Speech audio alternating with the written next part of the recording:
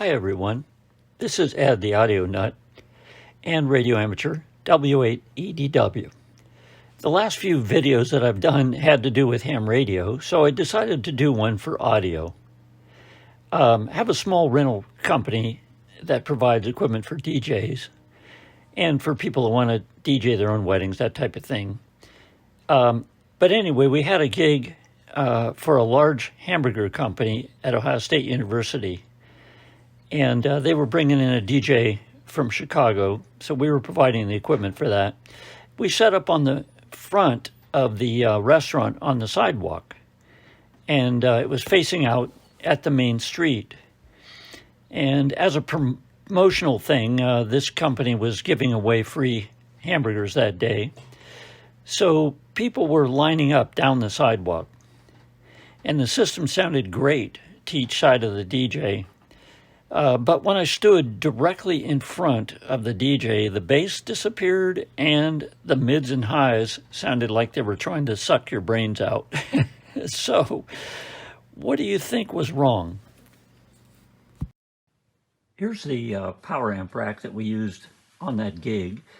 And these Crown amps are nice. They have crossovers built in, so we did the top amplifier for mids and highs. We crossed over about 150 hertz and up. And then the bottom amplifier is the one we used for subwoofers, and we were crossing around 150 and down there. So real nice, lightweight amp, but lots of power, so forth. So that's the amps we're using. I'm going to show you the back, how we wired it up. Here's the back of the rack. Have an input for left and right. And then over here we have mids and highs, left and right. And then, of course, subwoofers, same way, left and right. We use speak-ons on the output of there. And then over here we used a power con for the input power to the rack. But came together really nice. It's a great rack. And when we were checking it out in the shop, which we had just put this together before the gig, we missed something. Here's a simple diagram of the amplifier and the speakers. And basically, speakers, as you know, they're just air pumps. When they receive a positive pulse, the cone in the speaker moves outward. When they receive a negative pulse, it's sucked back in. So speaker cone basically just vibrates back and forth according to whatever the sound is that it's receiving. So when the speakers are in phase, they're both receiving a pulse at the same time. And let's say they both receive a positive pulse at the same time, then both speakers will move out at the same time. Thus, it enhances the sound out here. So if you're standing in the middle, it's giving you really full sound because you're receiving an even amount of pressure from each speaker. Now, if they're not wired correctly, let's see what happens then.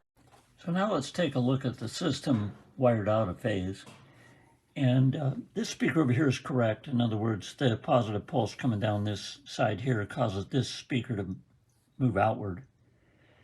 On the other side, when this positive pulse comes out of the amplifier, it's coming down to the negative side of the speaker, and it's causing the cone to go inward on a positive pulse, which causes the air to be sucked back in. So when you're standing in the center, you're receiving a positive pulse of air from this speaker, and this speaker over here, you're actually receiving a negative pulse from that one.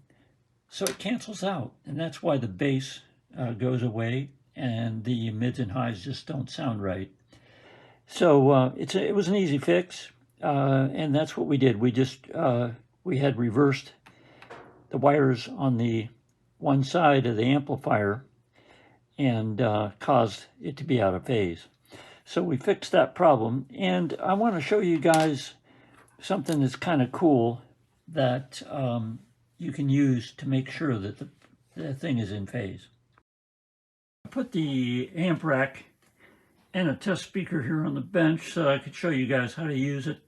Phase checker. I've got one that's really old. In fact, it isn't even made anymore. But there's one that Galaxy puts out that's even nicer than this one. And I think they hover right around 100, maybe a little over $100. But anyway, most checkers come with two parts. There's the transmitter, like this, it sends out the pulse, a positive pulse through your system. So you know the speaker's going to be moving out if it's in phase. And then the other part of the component is the receiver. And the receiver will have usually a green light and a red light. And it'll let you know if it's in phase, it will go green. And if it's out of phase, it'll go red. So I'm going to get this hooked up and I'll show you guys how it works. I've got the phase checker hooked up. The transmitter is hooked to the left input on the power amp rack. And of course the speaker is hooked up to the left output on the rack. The receiver is sitting right in front of the speaker, and it's always a good idea to have the receiver fairly close to whatever speaker you're trying to test.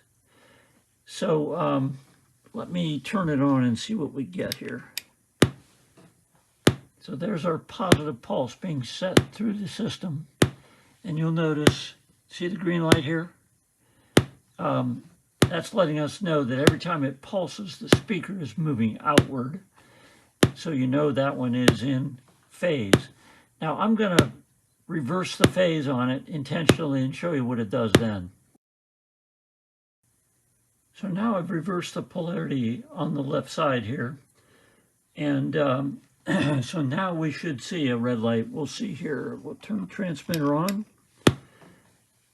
And, yep, sure enough, I don't know if you guys can see it well, but this light right here is going red every time it hits.